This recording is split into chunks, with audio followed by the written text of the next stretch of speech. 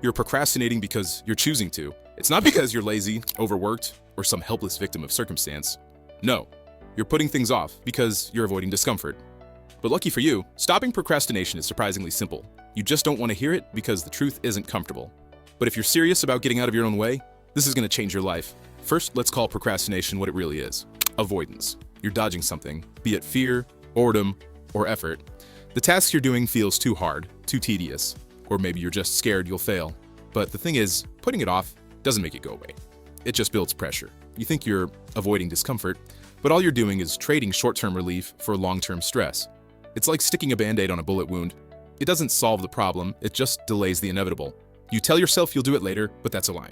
You're not going to magically wake up more motivated tomorrow. Trust me. You think, I work better under pressure, but that's BS too. You don't work better, you just work faster because you have no choice. And the result? Quality often suffers. Because the truth is, you're not waiting for the right time. You're waiting for the work to feel easy. But it never will. Waiting doesn't make hard tasks easier, it just gives you less time to do them.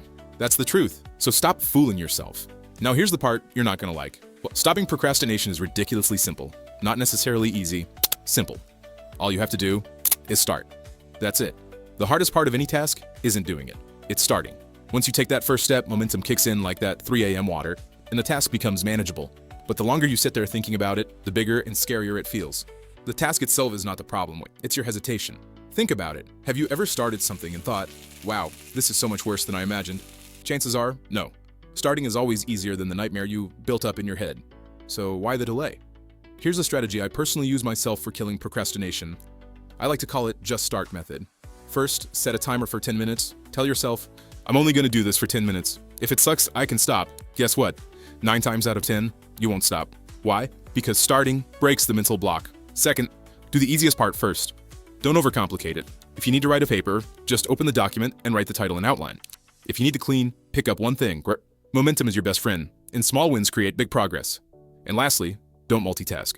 Procrastinators, or should I say you, love multitasking because it feels productive without actually accomplishing anything. Focus on one thing and block out everything else. No TikToks, no YouTube, no distractions. But let's address your excuses because I know they're coming.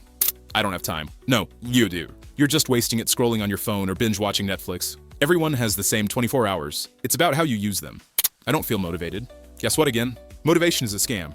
It's fleeting and unreliable. Stop waiting to feel like doing the work. Discipline gets the job done, not motivation. It's too hard. Sure, some tasks are tough, but avoiding them doesn't make them easier. Start small, break it into steps, and stop whining about it. But what happens after you start? How do you keep going? Simple. Build momentum. Think of momentum as a snowball. It starts small, but the more you roll with it, the bigger it gets. Every small action adds up. You finish the title and outline? Great. Now tackle the next. Cleaned your room? Awesome. Now, handle the papers. Momentum doesn't require perfection. It requires consistency. The more you do, the more confident you feel. Action creates confidence, not the other way around. You don't need to feel confident to start. You just need to start to feel confident. But I'm too tired. But I don't know where to start. But what if I fail? Your blocks are excuses dressed up as reasons. But I'm too tired, then do something small. Even 5 minutes of progress is better than nothing. But I don't know where to start.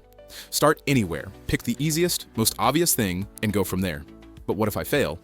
You might, and that's fine. Failure isn't the end, it's feedback. Failure makes you learn, adapt, and try again. Sitting on your hands because you're scared doesn't protect you. It just keeps you stuck. Stopping procrastination is a habit, not a one-time thing. And habits are built through repetition. Start by tackling the hardest thing first every morning. This is called eating the frog. And it works because once the hardest task is out of the way, everything else feels easier. But as I said, you can always do the easiest part first. Set clear deadlines for everything. Open-ended tasks breed procrastination. And of course, reward yourself after completing tasks. Your brain loves dopamine, so give it a reason to associate finishing tasks with pleasure. I'm going to be brutally honest with you. Nobody's coming to save you. Your boss, your parents, your friends, they're not going to swoop in and force you to get your act together. It's on you. Every time you procrastinate, you're choosing short-term comfort over long-term success. And that's the real tragedy. Remember that. But the good news is, you have a choice. Every second you waste is a second you could spend building the life you want. So stop waiting for motivation, clarity, or a sign. The only sign you need is this video. Get up and start.